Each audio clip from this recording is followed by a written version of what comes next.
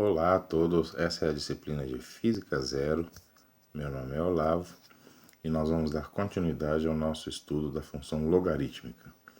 Agora que nós já vimos como funcionam os logaritmos e como nós podemos operar com eles, vamos ver como é que são as funções logarítmicas. Uma função logarítmica, portanto, é definida desta maneira aqui. Lembrando que o b ele pode ser maior que zero, menor que 1, ou ele pode ser maior que 1, mas o b não pode ser negativo e ele também não pode ser zero. Ok, vamos ver como essas funções se comportam e como são caracterizadas. Veja, nós podemos fazer isso olhando, como já fizemos outras vezes, para a expressão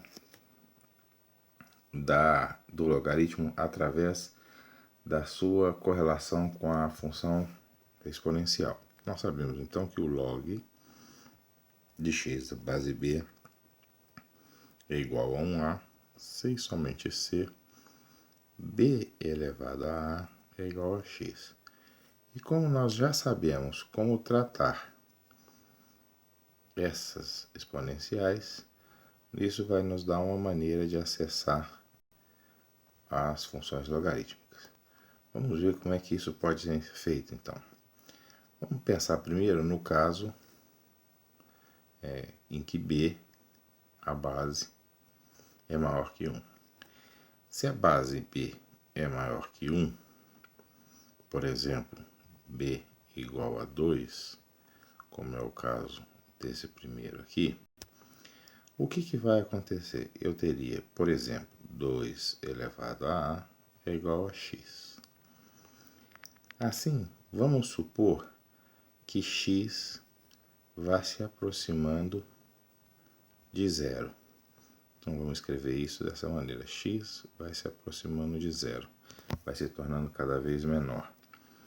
Ora, como a base do expoente é maior do que 1, b, que é igual a 2, é maior que 1, como é que eu faço para que esse 2 elevado a a seja um número que também vai se aproximando de zero, já que ele é igual a x? Então, se x se aproxima de zero, ele tem que se aproximar também. O único jeito que eu tenho de fazer 2 elevado a a se aproximar de zero é fazer com que o a fique cada vez mais negativo. Ou seja, que ele vá cada vez mais para o infinito negativo. E é exatamente isso que acontece. À medida que nós nos aproximamos daqui, os nossos pontos se deslocam no sentido do eixo negativo dos y. Se, por outro lado, para essa mesma função, com esse mesmo b maior que 1, eu faço x tender para infinito, eu vou ter 1, 2, supondo o exemplo, elevado a a, igual a x tendendo para infinito.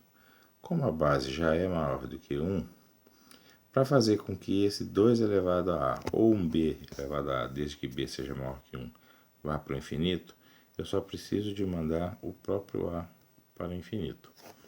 Então, à medida em que eu ando nesta direção, o que vai acontecendo é que eu vou obtendo valores cada vez maiores do logaritmo. Lembrando que quem é a? A, pelo que nós já tínhamos falado na aula anterior, a é o próprio logaritmo. Então, com isso nós percebemos o quê? Que se o b é maior que 1, a função logarítmica é crescente. Agora, ela não cresce do mesmo jeito. Vocês percebem aqui que quanto maior é a base, pelo gráfico que está aqui, quanto maior é a base, mais próximo do eixo x o gráfico do logaritmo fica, para o mesmo valor de x, evidentemente. Por que isso acontece? Vejam só. Vamos supor que eu tenha a base 2 e a base 4. Então, vamos escrever log de x na base 2 é igual a a. E vamos escrever log de x na base 4. Vamos colocar y na base 4. Melhor z y já é um eixo aqui, né? Vamos colocar assim, x1, x2. Eu vou dizer que é exatamente o mesmo A.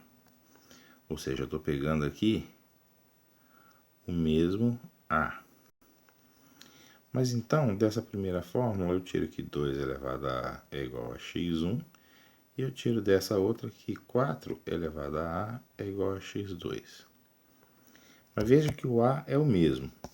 Se A é o mesmo, então o x1 tem que ser menor do que o x2. Então eu estaria pegando dois valores assim. Ou seja, se eu pego um eixo que é reto aqui em y, ou seja, o mesmo A, o mesmo valor do logaritmo é medido aqui, né?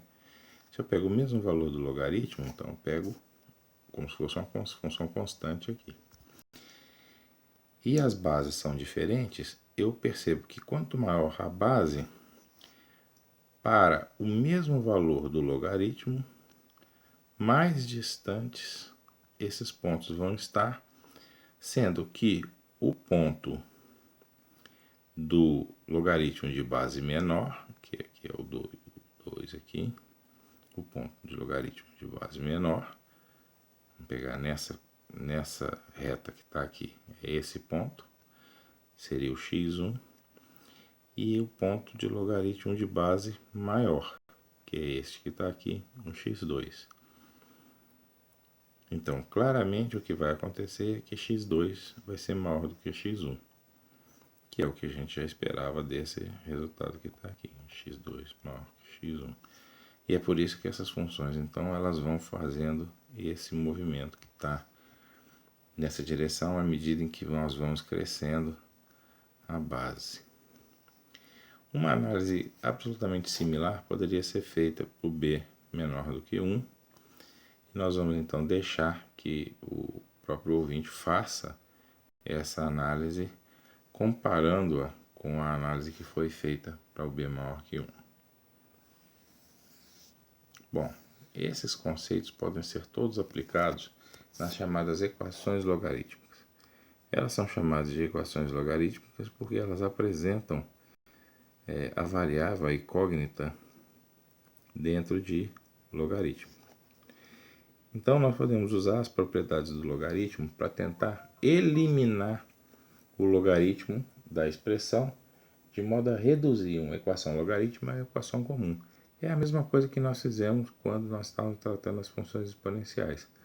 Nós achávamos um jeito, igualando as bases, por exemplo, de eliminar a base do expoente e igualar só os expoentes entre si.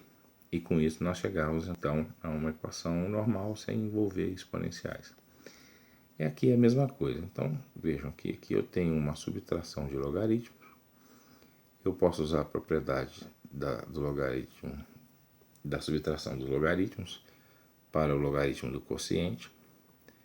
Com isso, então, eu posso agora escrever esses dois logaritmos na mesma base, aqui vale exatamente o mesmo procedimento.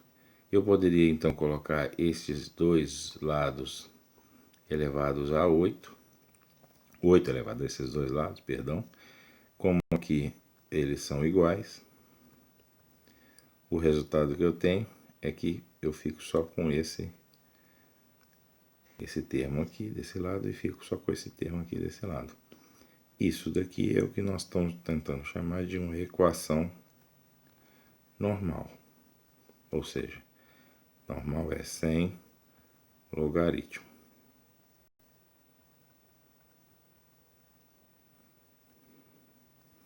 Essa equação pode ser resolvida facilmente.